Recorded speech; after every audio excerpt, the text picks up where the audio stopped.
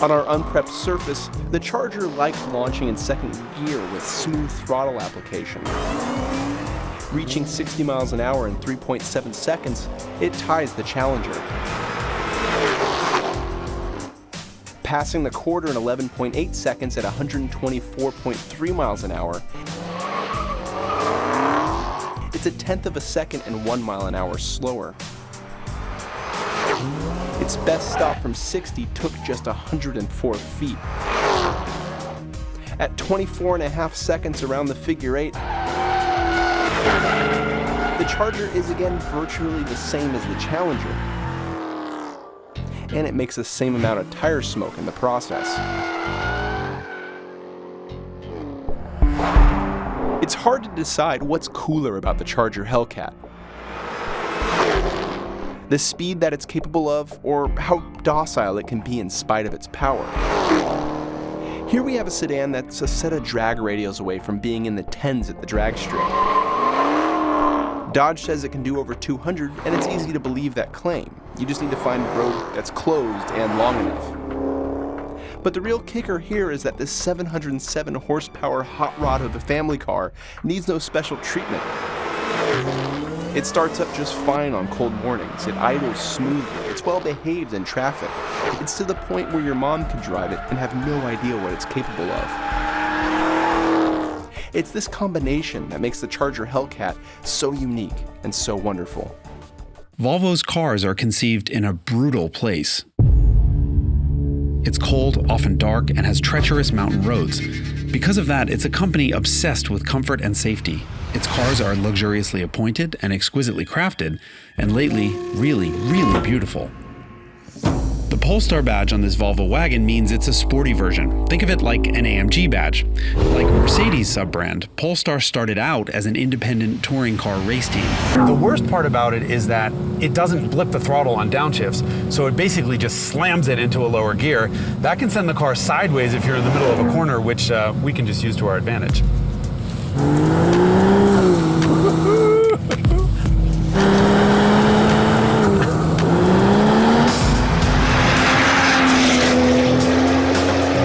Polestar's balance is really good. You can get it sideways on the way into a corner and then just feed in power, and it sends enough power to the back to hold the drift. It wants to pull itself straight, but you can fight it. Ooh, pull. Corner. And we do the Scandinavian flick.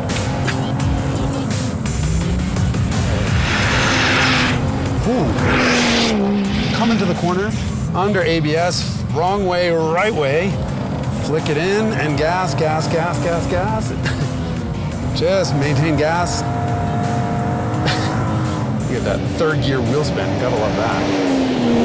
Oh, it's a sweet sounding straight six, especially outside. The exhaust has a bypass valve, sounds really good. Got a little bit of an Aston Martin sound to it. But any little demerits I have about this car, any little things I want to change, they're almost completely scrubbed out because of this thing. 6-speed, manual gearbox, and 3 pedals.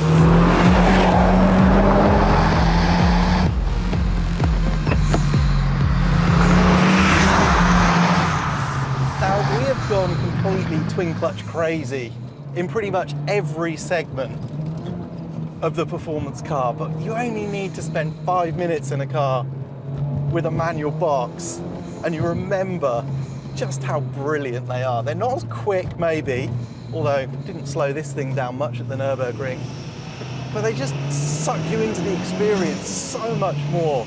They're so satisfying, and on this road that just never stops turning, you're always busy, you're always involved. And what you do with this thing can also affect the way the car goes through the corners. There's just so much, if you love driving, that is enhanced by a manual box. So Honda, that is one area where I must applaud you. I'm so glad this thing has a manual box. We've got to take this thing onto a racetrack.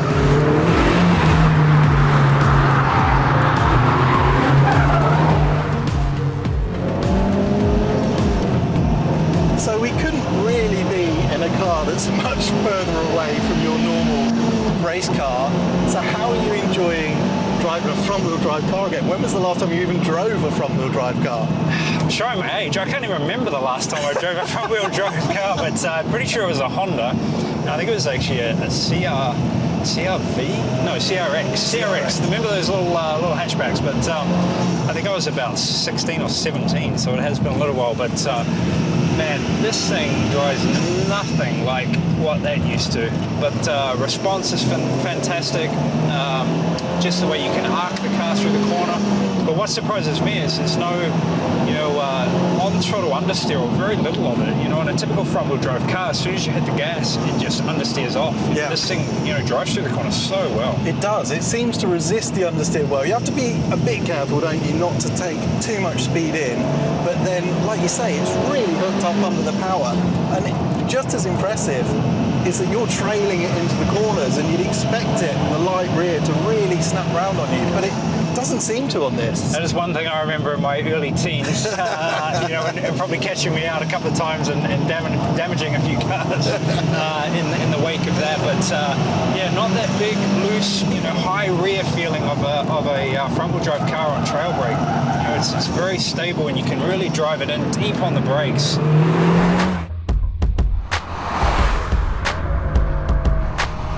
Now the STI on track, I've had a bit of time to warm up in it, and my initial impressions are pretty nice.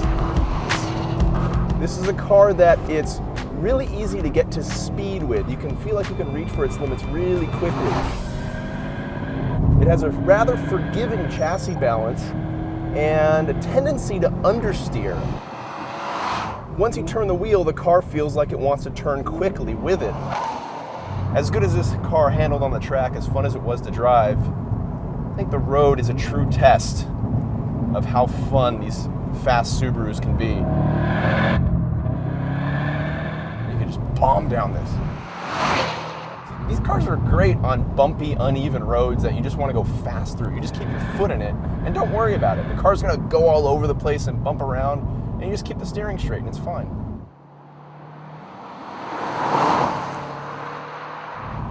Steering feel is quite nice. You still have hydraulic assist, while the WRX is an electric assist. And you still hear, like the previous gen STIs, you can still hear the hydraulic fluid going around as you dial in some steering input. But overall, the weighting is nice, the feedback is nice, and the response, I'm impressed with how quickly the car responds once you dial in steering input.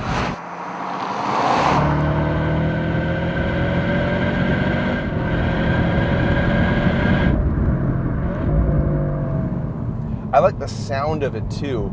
They're piping in on this 2.5 liter, they're piping in the induction sound. You can actually hear some turbocharger whooshing and sneezing as well. And it's pretty cool at about 3,500 to 4,000 RPM. That's when it starts getting in the meat of it, it sounds like.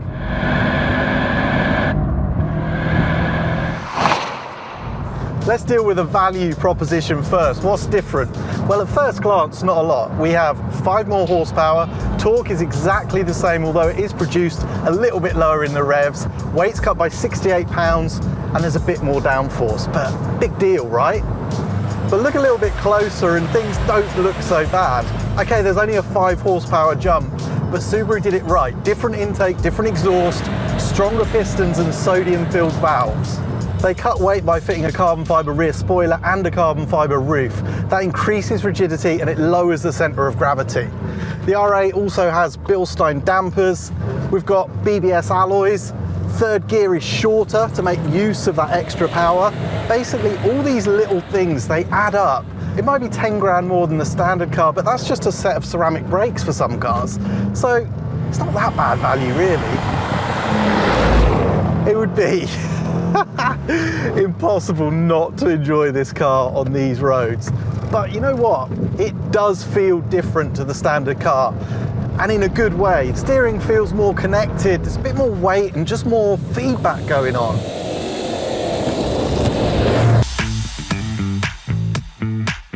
So I've got the diff wound back to the rear, and we've got different traction control modes. So there's a track mode, which is probably the right thing to engage.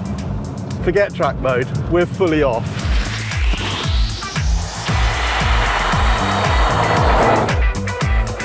Okay, so on those amazing rally roads, we got some good hints of what's great about this car. And out here, where I can actually let the engine go a little bit, you definitely feel just a bit of extra torque, a bit of extra response. It's a tiny number, that 5 horsepower, but somehow the engine just feels a bit more dialed in. And it's the same with the chassis, these Bilstein dampers, which work really well on the road. Out here, you don't need that so much, but you need body control, particularly when you're flicking from one direction to the other. So I can flick it one way, flick it the other, flick it the other. And the reason it's so easy to do that is because it's completely in control of its weight transfer. Even in the quicker corners here, there's a few third gear corners where you can really go quick. And the control that the car has when it comes out of there, beautiful, really good body control.